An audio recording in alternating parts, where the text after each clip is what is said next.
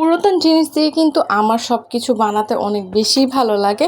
তো আজকে কিন্তু ভাবলাম পুরাতন একটা প্যান্ট দিয়ে কিন্তু একটা কিছু করে ফেলা যাক। তো আসসালামু আলাইকুম, সবাই কেমন আছেন? আশা করি ভালো আছেন। আমি কিন্তু এর আগে কখনো এই জিনিসটা বানাই নাই। তো যদি ভুল হয়ে থাকে প্লিজ আপনারা ইগনোর করবেন। জাস্ট চেষ্টা করলাম হয় কিনা। যদি হয়ে থাকে তাহলে পুরাতন না, তখন কিন্তু জামার নতুন প্যান্ট দিয়ে বানাবো। কি বলেন? আপনারা যদি উৎসাহ দেন। তো যাই হোক, তো আমি কিন্তু জাস্ট সাইড থেকে কেটে নিয়েছি, যতটুকু প্রয়োজন ততটুকু আন্দাজ অনুযায়ী কেটেছি। যখনই আমি ভয়েস ওভার দিব ঠিক তখনই আমার মেয়ে কিন্তু আইসা টুকটাক করতেই থাকবে। তো প্যান্টের যে আপনার কোমরের অংশটা ছিল সেটাও কিন্তু আমি কেটে নিয়েছি। তো আমি আমার মতো করে কেটে নিয়েছি, আমার কোনো প্ল্যানই ছিল না কতটুকু কাটবো কি কাটবো না। তো বাসায় কিন্তু লেস ছিল, সেই লেসগুলো দিয়ে কিন্তু আমি একটা নতুন একটা ক্রিয়েট করার চেষ্টা করেছি। আর আমার কিন্তু এইখানে খরচ গিয়েছে মাত্র 25 টাকা, যেটা চেইন 5 টাকা নিয়েছে আর লেস নিয়েছিল 10 টাকা গজ 20 টাকা। তো 25 টাকা দিয়ে কিন্তু আমি ক্রিয়েট করে ফেলেছি, শুধুমাত্র একটুখানি সময় দিতে হয়েছে। আমি কিন্তু মেশিনে পরে বাকিটা করে ফেলেছি, আমি জাস্ট হাতে আপনাদেরকে দেখানোর জন্য, কারণ মেশিনে বসে ওইভাবে ভিডিও করাটা দেখানো যায় না। তো আমি কিন্তু হাতে জাস্ট করে নিয়েছি, সেট বাই সেট আপনারা আপনাদের মতো করে করতে পারেন। আর আমারটা দেখা দেখি যে আপনাদের করতে হবে তেমন কোনো কিছুই না, জাস্ট আমার কাছে ভালো লাগছে যে একটু চেষ্টা করি আপনাদের সাথে শেয়ার করি, এছাড়া আর কিছুই না। যাই হোক, আমি কিন্তু আমার মতো করে এটাকে সেলাই করে নিয়েছি। প্রথমে হাতে সেলাই করে নিয়েছি যাতে খুব সহজে মেশিনে সেলাই করা যায়। তো তারপর কিন্তু আমি চেনটা লাগিয়ে ফেলেছি, চেনটা আমার কাছে বড় ছিল, পরে কিন্তু বাকি অংশগুলো আমি কেটে ফেলবো।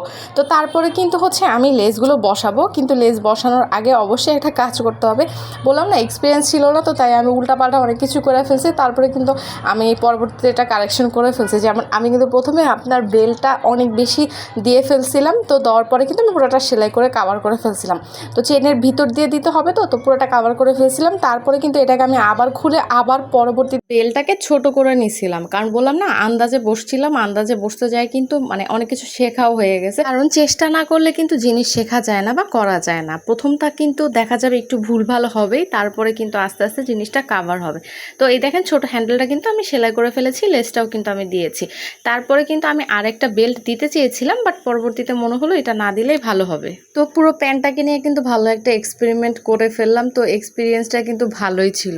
তো আপনাদের কেমন লাগলো অবশ্যই কিন্তু আপনারা জানাবেন। আমি প্রতিটা পার্ট যখন আমি করতেছিলাম, প্রতিটা পার্টই কিন্তু আমার কাছে একটা শিক্ষণীয় জিনিস হইতেছিল। হ্যাঁ, তো তারপরে কিন্তু আমি এখানে সাইড থেকে একদম একটুখানি মানে স্কোয়ার করে কেটে নিব। হ্যাঁ, চক দিয়ে দাগ দিয়ে দিলে ভালো হতো, বাট আমি চক দিয়ে না, ওই যে বললাম না আন্দাজে আমি আমার মতো করে কেটে নিলাম। পরবর্তীতে যখন আমি বানাবো মানে একদম ভালোভাবে, তখন আমি এটাকে আরও সুন্দর করে একদম মেজারমেন্ট দিয়ে অবশ্যই আমি আপনাদের সাথে শেয়ার করব। আর ভিতরে যদি আমি এখানে আপনার বক্রম কিংবা মোটা শক্ত কোনো কাপড় দিতাম, আর ব্যাগটা কিন্তু আরও বেশি স্ট্রং হইতো।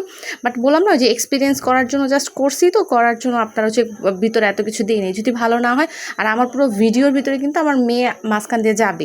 এই যে পুরোটা কাভার করার পরে জিনিসটা মনে হচ্ছিল যে ব্যাগের বেল্টে যদি আমি লেসটা দিই তাহলে কিন্তু ভালো হবে। যে সাইডে যে স্কোয়ারগুলো কেটে নেওয়ার কারণে কিন্তু জিনিসটা একদম একটু বাহিরের মতো হয়েছে। তো তারপরে কিন্তু আমি সুন্দর করে হাতে করে সেলাই করে দিয়েছি, কারণ বেল্টটা কিন্তু অনেক মোটা, তো ওইখানে কিন্তু মেশিনে দিতে গেলে একটু প্রবলেম হবে, তো আমি এটাকে হাতে সেলাই করে ফেলছি। তো পুরো লুকটা আপনাদের কাছে কেমন লাগলো অবশ্যই কমেন্ট বক্সে কমেন্ট করে জানাবেন, কারণ এটা জাস্ট একটা ট্রায়াল ছিল। ভালো হলে অবশ্যই এর থেকে বেটার কিছু করবো ইনশাল্লাহ। অবশ্যই আপনারা কিন্তু কমেন্ট বক্সে কমেন্ট করে জানাবেন কেমন হয়েছে। আবারও বলতেছি এটা কিন্তু জাস্ট একটা ট্রায়াল ছিল, তো ভুল হলে কিন্তু ইগনোর করবেন। তো আজকে এই পর্যন্তই, আল্লাহ হাফেজ।